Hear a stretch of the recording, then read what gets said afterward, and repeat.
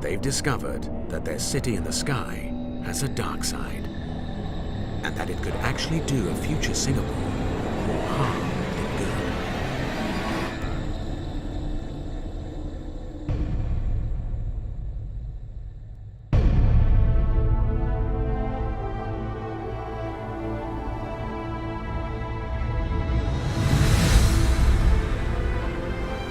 In the year 2065, when Singapore celebrates its 100th Independence Day, the Singapore skyline may be dominated by vertical cities, homes to thousands of people living hundreds of meters in the air. These vertical cities could solve Singapore's population problem.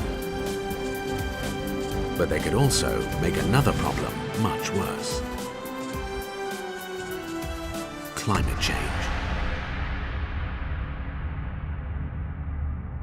Until 2065, we should be seeing a rise in both average temperatures as well as for maximum temperatures and minimum temperatures. The bottom line is Singapore is going to get hotter.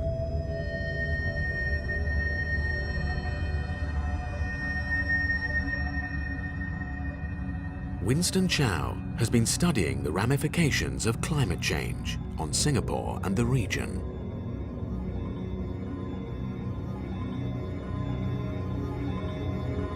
Currently, the maximum temperatures we can expect to get in Singapore is about 35 degrees Celsius. It's likely that it will increase to higher, maybe 36, 37 degrees. So if you were to stay outdoors when these sort of temperatures hit, you will be having a greater likelihood of heat stress or heat stroke. Singapore's location on the equator already makes it hot. But as it's become more urbanized, it's become even hotter.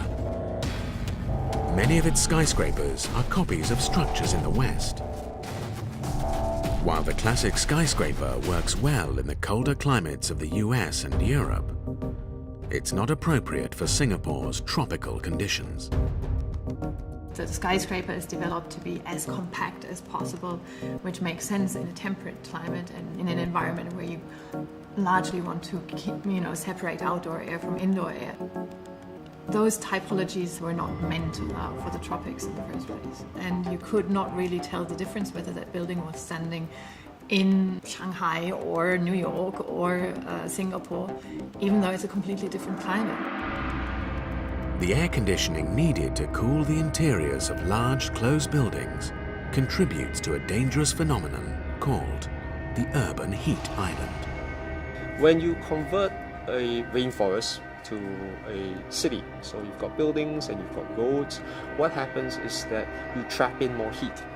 And this heat gets re-radiated out, especially at night, on top of whatever waste heat that is generated by air conditioning, and this contributes to a more warm urban environment compared to your rural surroundings.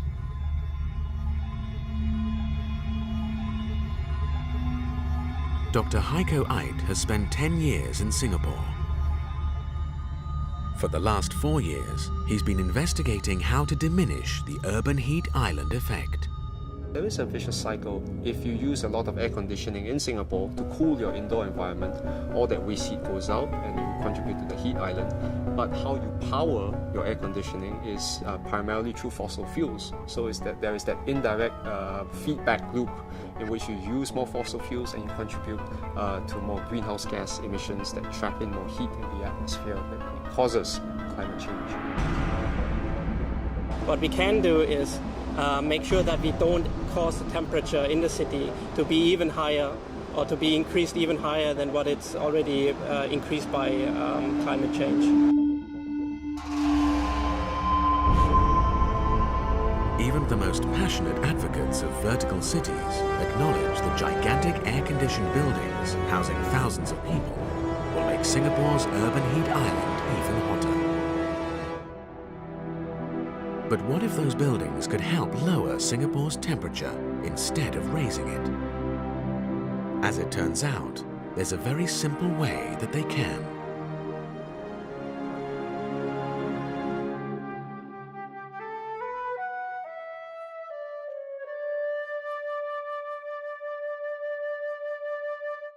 researchers discovered that the temperature near trees and vegetation in the city was 2 to 3 degrees lower than the temperature in areas without vegetation.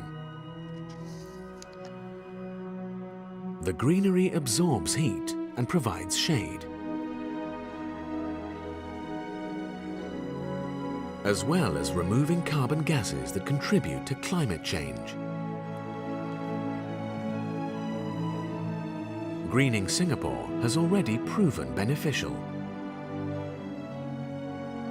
Thanks to a national tree planting campaign in 1963, Singapore is now known as a city in a garden. 50 years later, in 2013, WOHA took greening a building literally to the next level, in the Park Royal on Pickering. A test case for how the vertical city of the future could be kept cool without increasing the urban heat island. This building incorporates 15,000 square meters of greenery, which is twice the footprint of the plot and roughly the same size as the adjacent park. We integrated about over 50 different plant species in these gardens and in these green features. So by integrating greenery within the building, we achieve many things. On one hand, it helps to combat the urban heat island effect. It also helps to shade the building in parts. It also helps with entirely different kind of non-technical aspects.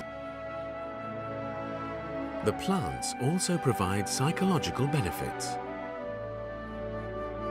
For human beings, to be surrounded by nature, there's a connection called biophilia. So it's the love of anything natural around us. And there's an inner need for us human beings to be surrounded by nature, be it either really as a view, so if you look out of the window to see some greenery, or as a garden that you can literally walk into and wander around and smell flowers, etc., has a massive impact on our well-being.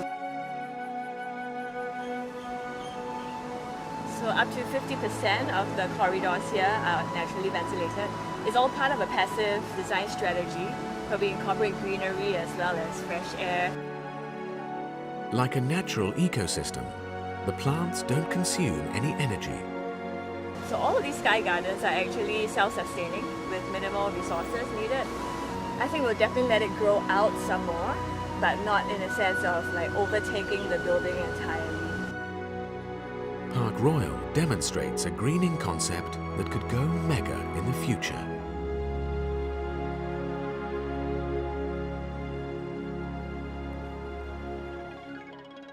A future that could see nature not only being added to designs, but driving design. A new form of smart, climate-sensitive architecture. This pavilion was constructed for Singapore's Future of Us exhibition in 2015.